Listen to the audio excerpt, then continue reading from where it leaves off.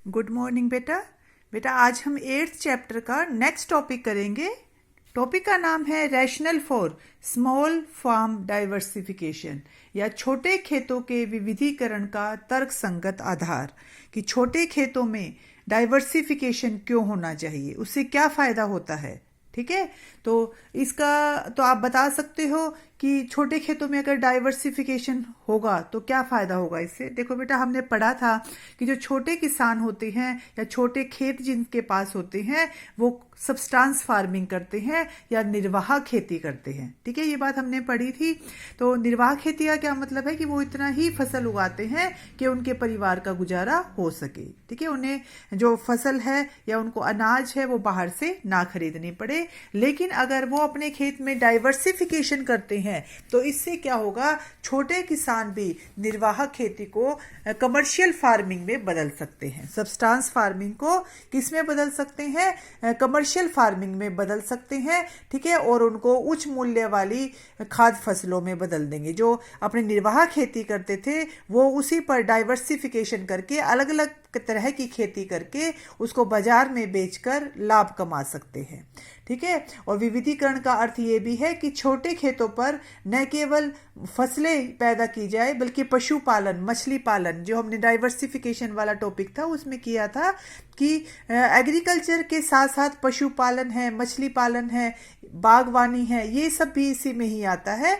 तो इसके साथ साथ अगर ये भी करते हैं छोटे किसान तो उनको फ़ायदा होता है। ठीक है, पशुपालन में, मछली पालन में या फॉरेस्ट्री में, बागवानी में, ये सब प्राथमिक क्रियाओं में ही आते हैं। तो इससे उनकी आय में वृद्धि होगी। ठीक है, उनका लाइफ स्टैंडर्ड है वो बढ़ेगा। तो इस तरह से छोटे किसानों के लिए भी जो कृषि विविधीकरण है या एग्रीकल्चर डाइवर्सिफिकेशन है वो बहुत इम्पोर्टेंट होता है। भारत में छोटे और जो सीमांत किसान होते हैं उनकी जोतों का आकार इतना छोटा होता है कि उससे पर्याप्त आय और रोजगार उनको नहीं मिल पाता। ठीक है, तो अगर वो यह बात उन छोटे किसानों पर विशेष रूप से लागू होती है जो परंपरागत खेती करते हैं, अपने परिवार के सदस्य लगा लिए, ठीक है, हल जोत लिया, सिंचाई के उनके पास कोई साधन नहीं होते।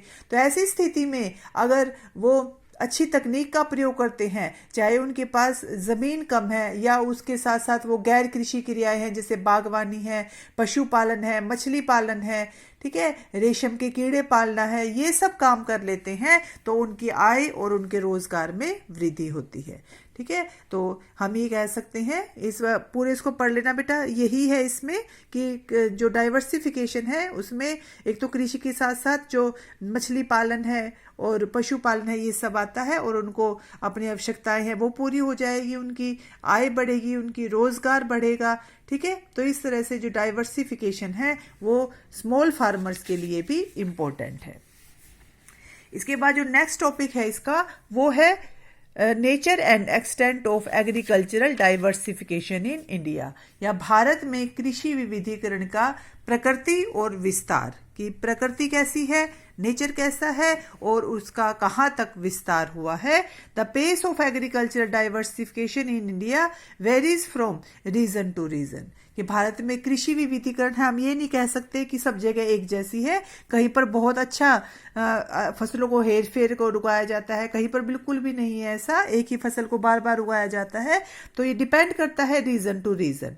ये देखो जो मैंने बेटा इसमें अंडरलाइन कर रखे हैं, ठीक है, आप देख पा रहे हो ना, जो मैंने अंडरलाइन कर रखे हैं उसको अच्छी तरह से कर लेना, तो उसमें से आपके क्वेश्चंस हैं वो निकल जाएंगे।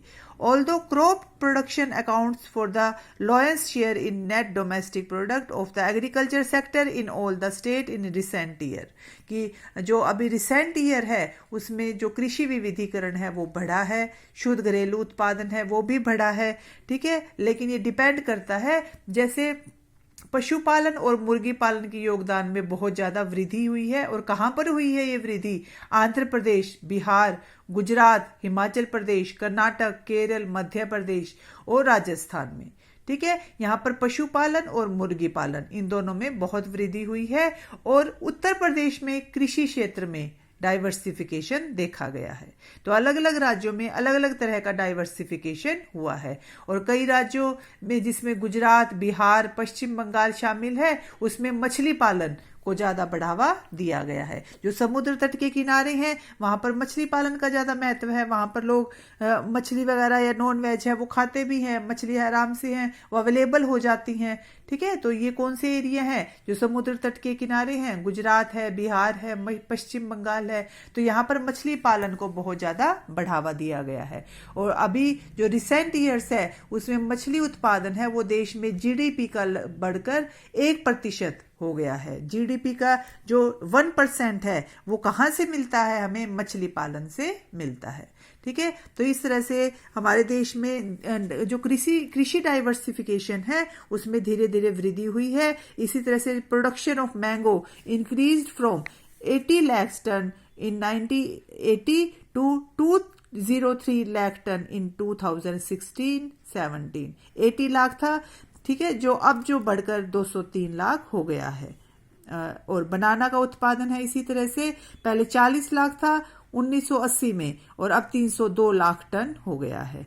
तो इस तरह से जो अलग अलग फसलें हैं, लोग एक एक फसल को छोड़कर दूसरी फसल है उसमें वृद्धि कर रहे हैं। तो इससे क्या होता है, फिर लोगों को फायदा होता है और उसकी जो जमीन है उसकी उपजाऊ शक्ति है वो बनी रहती है। ठीक है, और लास्ट में है कि whenever irrigation facility are available, crops like rice, wheat, sugarcane, fruits and vegetables find favor with farmers irrespective of their size of holding।